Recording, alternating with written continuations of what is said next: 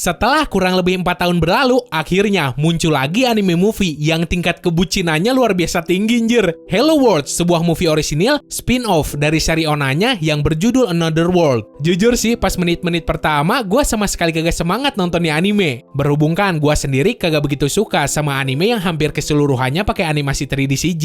Tapi ternyata setelah gue plototin terus, gue mulai mikir, anjir kok animasinya enak banget dilihat. Yap, untuk pertama kalinya, gue ngerasa betah nonton anime yang tatakan dasarnya pakai 3D CG tanpa ngeluh sedikit pun. Hanya ya, kesampingin dulu soal visual atau animasinya itu. Soalnya ada poin penting yang malah ngerusak dan bikin mubazir visual bagusnya tersebut, yaitu tentang cerita anime Hello World sendiri. So, anime berjudul Hello World ini nyeritain tentang apa sih? Jadi gini, berlatar waktu di tahun 2027, serta berlatar tempat di Kyoto. Alasan milih Kyoto mungkin karena Tokyo overrated, terus udah keseringan dipakai di berbagai anime. Tapi sayangnya, meskipun udah ngambil latar tempat yang beda, nih anime kagak begitu nge-explore keindahan tempat tersebut. Kalau kita bandingin sama anime tetangga kan, banyak banget tempat ikonik yang dijadiin latar tempat di animenya. Yang sekaligus bisa jadi promosi pariwisata buat siapapun yang pengen pergi ke tempat yang sama juga kayak di anime. Sedangkan kalau di Hello World minim banget, meskipun visual sama gambar latar tempatnya bagus banget. Nah, awal ceritanya berfokus ke keseharian seorang cowok lembek bernama Katagaki Naomi, yang pada suatu hari doi ini dikagetin sama datangnya sosok yang nyatain kalau identitas dirinya itu adalah si Katagaki Naomi dari 10 tahun di masa depan. Tuh orang datang ke masa lalu dengan tujuan buat nyelamatin pacarnya yang mati otak gara-gara kesamber geledek. Terus ngasih kekuatan Trace On-nya si Shiro dari Fate ke si Naomi versi masa lalu, tapi lebih kuat dikit. Karena kekuatan bernama tangan dewa ini bisa dipakai buat nyiptain segala sesuatu, entah itu matahari sampai lubang hitam, yang nantinya doi pakai buat nyelamatin orang yang doi sayang di dunia masa lalu tersebut. Anehnya, dunia masa lalu ini terbentuk dari kumpulan data yang direkam sama sebuah sistem bernama Oltel. Jadi, meskipun disebut masa lalu, keadaan masa lalu saat itu cuma proyeksi dari data yang terkumpul dari hari, bulan, tahun yang pengen lu datengin. Kako? So, ここはアルタラに記録された過去の京都。お前はアルタラに記録された過去の肩書き直美。そして俺は現実世界からアルタラの内部にアクセスしている。 Percaya deh sama gua, biarpun lu kagak ngerti sama konsep dari sistem tersebut, pada akhirnya hal itu tuh sama sekali kagak penting. Mengingat ending di anime yang impact luar biasanya bisa bikin orok yang baru lahir langsung ngomong, saking kagak ngertinya. Awal-awal, rencana penyelamatan pacarnya si Naomi ini berjalan mulus banget. Apalagi si Naomi versi masa depan ini ngebawa buku hariannya yang secara akurat bisa ngejelasin kejadian penting yang berkaitan sama cewek yang pada saat itu belum jadi pacarnya. Termasuk nyundul pantat tuh cewek yang kemudian jadi jalan awal si Naomi buat PDKT. Cewek itu bernama Ruri Ichigyo. Karakter yang diperanin sama cewek yang pernah ngisi anime lain juga. Misalnya, Kyokai no Kanata, Koe no Katachi, sampai Hibike Euphonium. Awalnya si Naomi versi masa lalu juga kagak mau ngedeketin tuh cewek, berhubung sifatnya dingin dan blak-blakan banget, berbanding terbalik sama si Naomi. Tuh cowok malah lebih tertarik sama cewek yang sifatnya so imut pengen ditampol, bernama Misuzu Kadeno Koji. Seriusan nih, pas pertama gue lihat nih cewek, gue kira do itu bakal jadi semacam karakter penting yang nantinya bakal punya pengaruh gede ke ceritanya. Contohnya, nge-NTR si Ruri atau ngebully si Ruri. Soalnya sempet ada adegan di mana si Misuzu dikasih lihat lagi nge-stalking si Naomi yang lagi PDKT sama si Ruri. Jadi ya wajar kalau gua ngiranya tuh cewek punya niat jahat. Ternyata sampai di movie selesai, karakter bernama Misuzu ini sama sekali kagak punya peran lain. Balik lagi ke si Ruri. Waktu pun berlalu setelah banyak kejadian terjadi yang bikin hubungannya sama si Naomi makin dekat. Sampai akhirnya mereka berdua pacaran. Dengan adegan nembak yang dramanya anjir, mentang-mentang dua-duanya suka buku, jadi kata-katanya juga bikin baper banget. Ichigyo-san ga suki nanda. そうですか。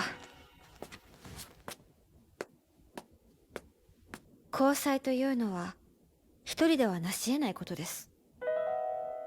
ですから二人でやってみましょうか。 Oh,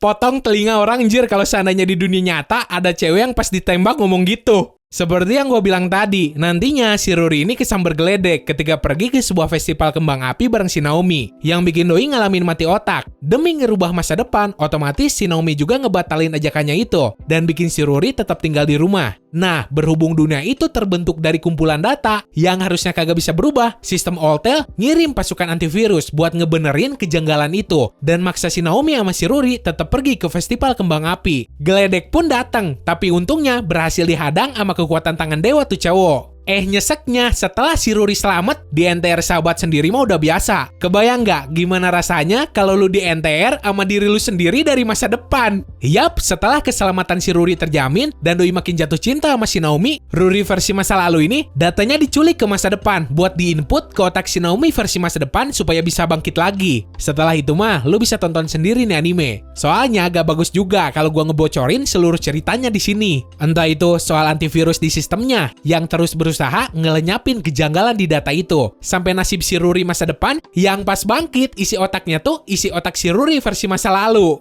Kalau kita fokus sama karakternya, mulai dari pengembangan sampai penyorotan karakter udah bagus. Biarpun sifat atau watak karakter bernama Naomi ini kesannya kagak bisa apa-apa, seiring berjalannya cerita, doi berkembang jadi sosok yang bisa diandelin buat nyelamatin ceweknya. Si Ruri sendiri, meskipun gua rasa interaksinya sama si Naomi kurang banyak, hal itu tuh masih bisa ninggalin kenangan berbekas buat yang nonton. Cuma ada yang janggal dikit. Pas si Naomi pakai kekuatan tangan dewanya di depan si Ruri, tuh cewek sama sekali kagak ngepertanyain apapun. Cuma ngikutin aja gimana cerita berjalan. Nah, sayangnya tetap ada karakter yang ngapain muncul kalau pada akhirnya kagak kepake sama sekali. Terus udah gitu so deket sama yang jadi heroin utama. Secara visual sama animasi, nih anime gue akuin emang bagus banget. Biarpun pakai 3D CG, teknologi itu tuh cuma dipakai buat animasi karakternya doang. Jadi latar belakang tempatnya mah masih kelihatan di gambar tangan. Dan itulah yang bikin bagus. Jadi kasarnya pas nonton nih anime, lu bakal disuguhin sama background tempat, sama pemandangan yang hampir setara kayak Kimi no Na wa. Plus 3D CG karakter mirip anime Ajin sampai Inuyashiki, tapi jauh lebih diperbagus. Hanya ya dari awal juga ceritanya itu yang bikin ilfeel, apalagi endingnya. Dari segi romans emang lumayan. Sialnya malah ditabrakin sama sci-fi yang bukannya ninggalin kesan wah,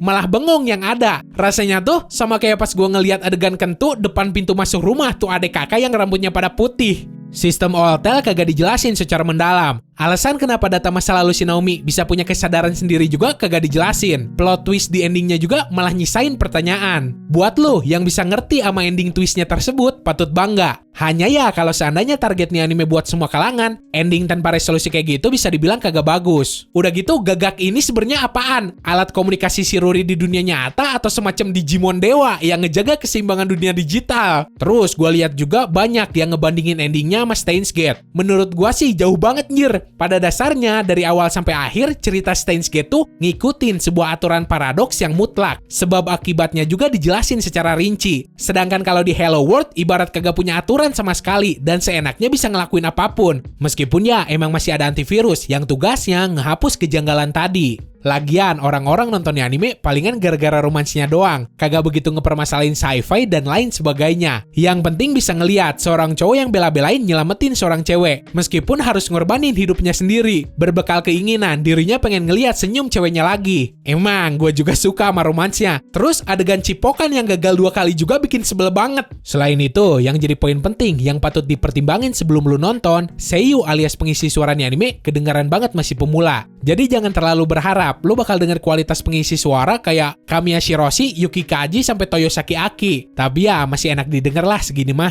Buat kualitas sound design-nya sendiri, gue kagak begitu merhatiin. Mungkin karena kagak ada musik yang terlalu memorable. Selain konsep pembukaan ceritanya doang yang mirip Kimi no Na wa. 恋は始まったばかりだ